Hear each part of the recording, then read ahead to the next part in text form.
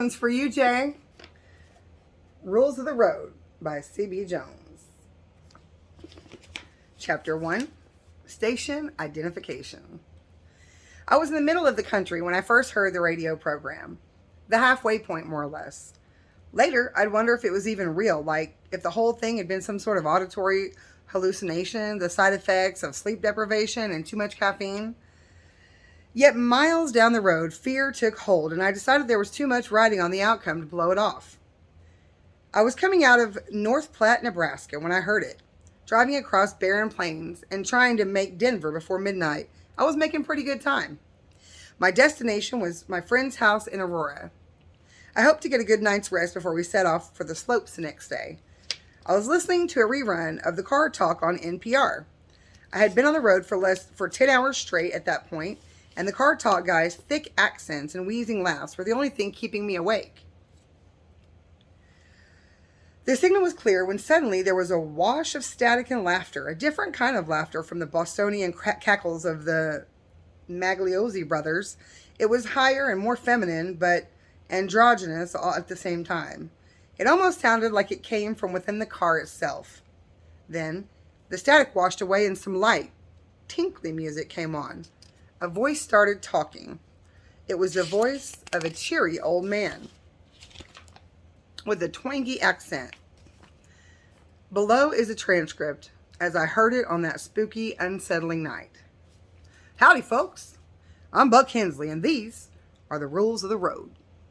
Tonight we come to you with an answer to an age-old question that has perplexed many of y'all out there.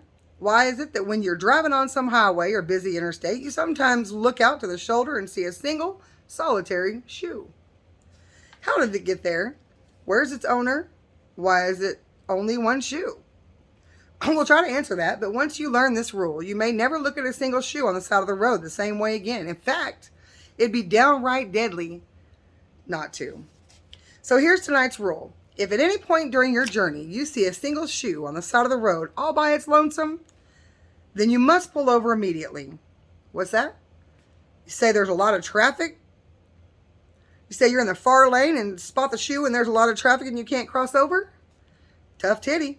You must find a way or to that shoe or else, even if you have to turn around. Once you're pulled over, make sure it's safe for you to exit your vehicle. How tragic and hilarious would it be for you to start out with the good intentions of following this vital and important rule only to be splattered on the interstate by the front tires and bumper of an inattentive driver. How your teeth would scatter on the concrete and glint under the moonlight. So, you've arrived at the shoe, and the scene is safe and secure. This part's relatively easy. All you need to do is get out and remove one of your socks and place it in the shoe. Get back in your car and leave. If you don't have a sock with you, then you better find one. Now, I've made that sound extremely easy, and most times it is really simple, but sometimes the shoe's owner's nearby, and he might give you a good old fright. I can't say that I rightly know this fellow's name, but he only has one leg.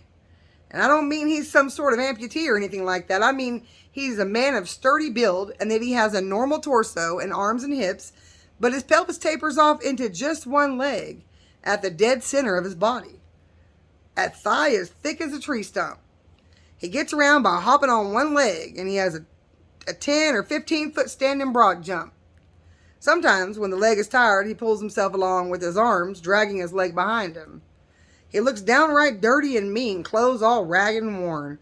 You can usually see him at the tree line or in the brush or down in the ditch waiting for you. He might approach you. It depends on what mood he's in. Just give him a nod, tuck your sock in his shoe, and leave. Now, I hope my folksy demeanor doesn't undermine the gravity of this rule. What happens if you ignore this rule? Well, something bad will happen, that's what. This is not a joke, and ignore this at your own peril, but if you don't follow this rule, the next bridge you drive over will collapse either due to construction failure or some other arbitrary reason, sending you and your vehicle into the water below. This will always result in your untimely death, no matter how good a swimmer you are. Hope y'all are having a good one out there. Stay alert, stay lively, stay lonely. Once again, I'm Buck Hensley, and these are the rules of the road.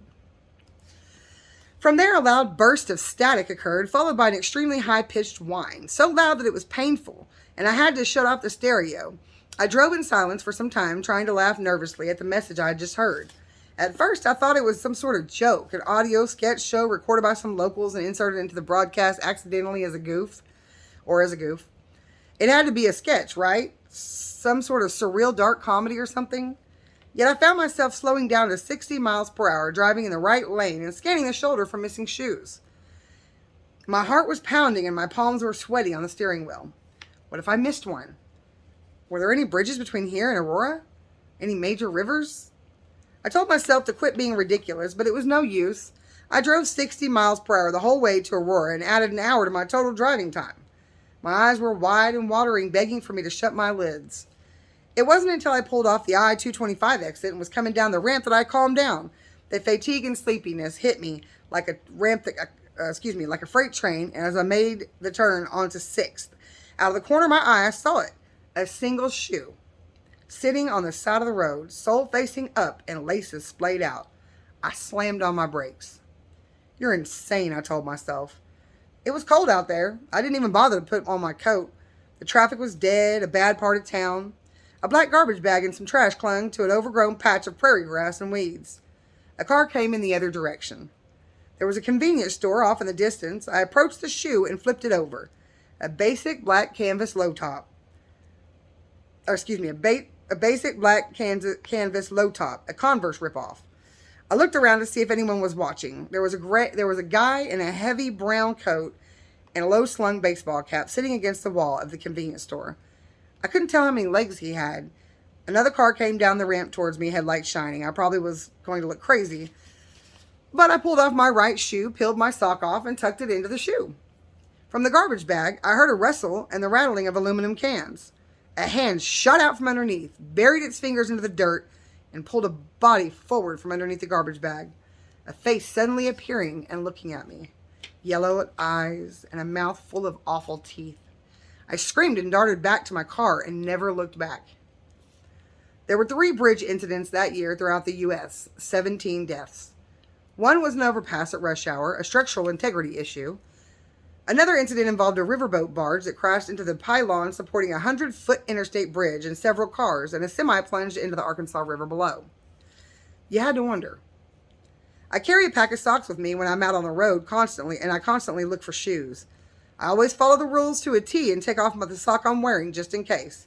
He hasn't reappeared at any of the shoes I've stopped at. Everyone thought I was crazy, but nothing had ever happened to me as long as I followed the rule. I wasn't going to tempt fate and find out what would happen if I didn't. Have you heard the rules of the road? That was the name of the website I started several months after hearing the program. That question with all the words smushed together and a blogspot.com after or something like that. Excuse me. It's probably still up there if you look hard enough. You know what they say about stuff posted on the internet. Before the website, hours were spent on dark corners of the internet. I stalked message boards for paranormal encounters, UFO and Bigfoot sightings, cryptids and astral projections. There were emails exchanged with individuals both credible and deceitful, rambling and succinct, liars and lunatics, skeptics and schizophrenics. I never claimed to be an expert or journalist, but that's the role I fell into. 2.5 years ago, into college as a journalism major before dropping out, I was a little more than prepared at most, maybe a little less amateur. Despite all of that, however, my credentials were little more than a night clerk at 7-Eleven. I didn't want to end up like any of those weirdos, though, and despite the steadfast belief in my own experience, I oftentimes viewed myself as above it all, an objective observer. I must admit that there were various times that I thought I was losing my mind, that I was simply becoming another online conspiracy theorist. Or worse, and somehow even more paranoid, that someone out there was orchestrating this whole ruse on me as a big joke. Through my online investigations, I discovered that others had experienced it too.